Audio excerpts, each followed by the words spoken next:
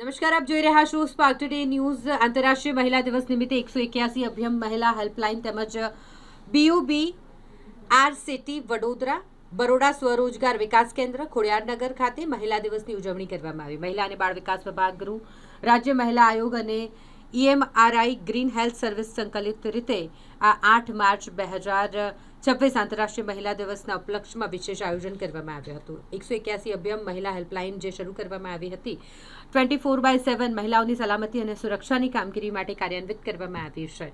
આ ઘટના સ્થળે તાલીમબદ્ધ કુશળ મહિલા કાઉન્સિલર, મહિલા પોલીસ કોન્સ્ટેબલ સહિત 181 રેસ્ક્યુવાનની ટીમ દ્વારા ઝડપી પ્રતિસાદ પૂરો પાડવામાં આવે છે. ટેકનોલોજી સબર GPS ટ્રેકિંગ સહિતની વ્યવસ્થા સાથે 24 કલાક કાર્યરત રહેતું આગવું માળખું મહિલાઓને સુરક્ષા, સલામતી અને સશક્તિકરણમાં પહેલ કરનાર દેશનું પહેલું રાજ્ય કે જેણે આ પ્રસ્થાપિત કર્યું છે. અભિયાન 181 મહિલા હેલ્પલાઇનના મુખ્ય હેતુ જે વિશે તમામ મહિલાઓને માહિતી આપવામાં આવી. આ વિશેષ કાર્યક્રમ કે જે અહીં આયોજિત કરવામાં આવ્યો હતો તેવામાં મહિલાઓને સંકટ સમયે ત્વરિત મદદ અને સ્માર્ટ મોબાઈલમાં 181ની એપ્લિકેશન ડાઉનલોડ કરાવવામાં આવી.